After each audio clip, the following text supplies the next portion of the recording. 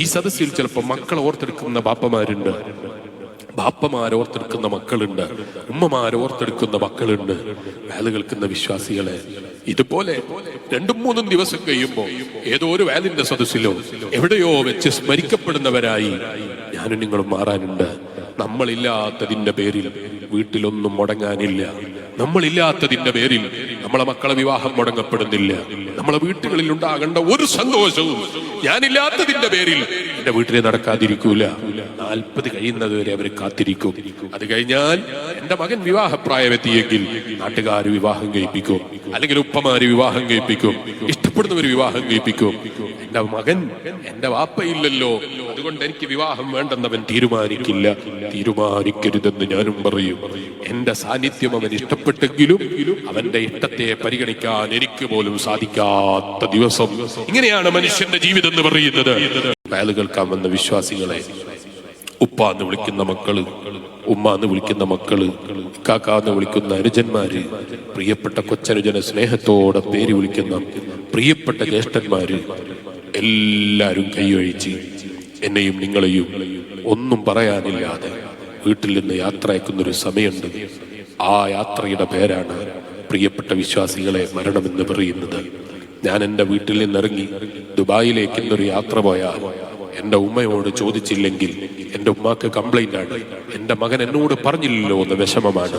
ഞാൻ എൻ്റെ ബാപ്പനോട് പറയാതെ ഞാൻ പെട്ടെന്ന് ദുബായിലേക്ക് ടിക്കറ്റ് എടുത്ത് പോയാൽ അത് ബാപ്പക്ക് ചിലപ്പോൾ വിഷമാണ്.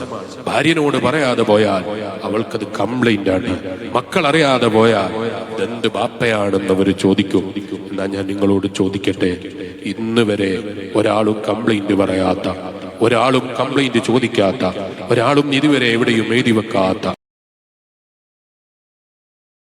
ഇവിടെ ഇരിക്കുന്ന മുഴുവൻ രക്ഷിതാക്കളും മനസ്സിലാക്കേണ്ടത്, എല്ലാ ആഗ്രഹങ്ങളും സാധിപ്പിച്ചു കൊടുത്തിട്ടുള്ള ഒരു പാരന്റിങ് ആണെങ്കിൽ അത് മണ്ടത്തരവാണ്. മകൻ എന്താഗ്രഹിച്ചു പറഞ്ഞാലും അത് മുഴുവനും സാധിപ്പിച്ചു കൊടുക്കുന്നു, അതൊരു നല്ല ശീലമല്ല.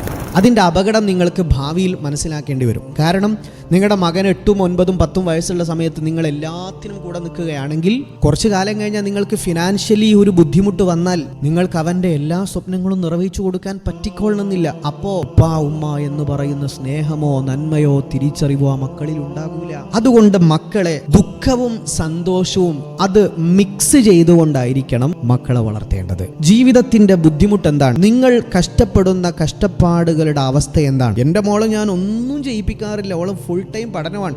വീടുകളിൽ നടക്കുന്ന ജോലികളിലൊക്കെ ചെറുപ്പം മുതലേ മക്കളെ പങ്കാളികളാക്കൽ അത് ബുദ്ധിപരമായ തീരുമാനമാണ്. ആ മക്കളിൽ നല്ല ബോധവും ബോധ്യവും കൾച്ചറും വരാൻ കാരണമാകും.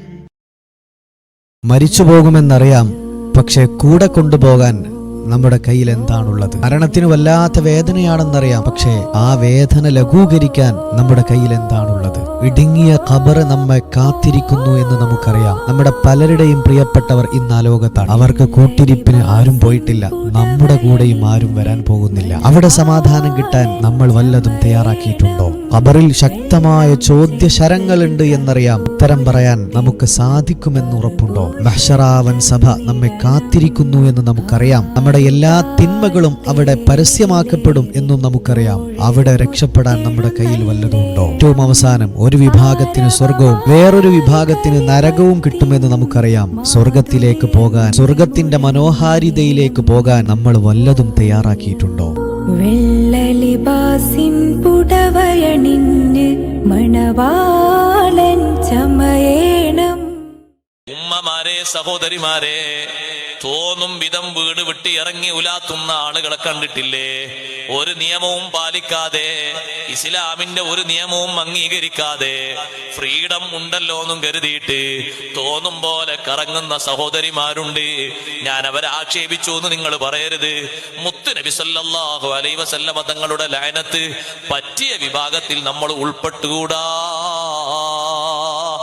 നബി സല്ലല്ലാഹു അലൈഹി വസല്ലമ തങ്ങൾ ലഅനത്ത് ചെയ്ത വിഭാഗമാണ് ഭംഗി പ്രദർശിപ്പിച്ചുകൊണ്ട് മറ്റുള്ള ആളുകളെ സ്വാധീനിക്കുന്ന വിധം, മറ്റുള്ള ആളുകളെ സ്വീകരിക്കുകയും വർത്തമാനം പറയുകയും ചെയ്യുന്ന വിധം ശരീരത്തിന്റെ ഭംഗിയൊക്കെ പ്രദർശിപ്പിച്ച് പുറത്തിറങ്ങി ഉലാത്തുന്ന വിലസുന്ന സഹോദരിമാര് അവരെ ശപിച്ചിട്ടുണ്ടേ. മറ്റുള്ളവരുടെ ശാപം പോലെയല്ല അള്ളാഹുവിന്റെ റസൂലിന്റെ ശാപം. അത് തട്ടുമെന്ന് ഉറപ്പാ. പല്ല് വേദനക്ക് അങ്ങനെ ഒരു ആയത്ത് ഖുർആനിലുണ്ടോ? നമ്മൾ ഇതുവരെ കേട്ടില്ലല്ലോ, മദ്രസ ഒന്നും പഠിച്ചിട്ടില്ലല്ലോ. നിങ്ങൾ എന്തെന്നാണ് ഈ പറയുന്നത്? അള്ളാഹുവിന്റെ ഖുർആനിൽ അല്ലാഹു തആല പറഞ്ഞില്ലേ സഹോദരങ്ങളെ, ഖുൽ ഹുവല്ലദീ അൻശാകും, ഓതിവാക്കി തബാറക്കൊന്നുമല്ല, ഖുൽ ഹുവല്ലദീ അൻശാകും വജഅല ലക്കുമുസ് സമഅ വൽ അബ്സാറ വൽ അഫ്ഇദ ഖലീലം മാ തഷ്കുറൂൻ.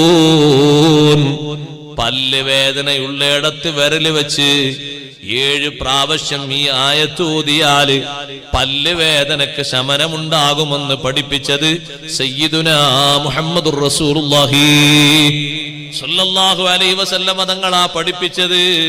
ഇമാം ജലാലുദ്ദീൻ സുയൂത്തി റഹ്മത്തുള്ളാഹി അലൈഹി രേഖപ്പെടുത്തിയത് കാണാം. ഇമാം ഖുർത്തുബി റഹ്മത്തുള്ളാഹി അലൈഹി രേഖപ്പെടുത്തിയത് കാണാം.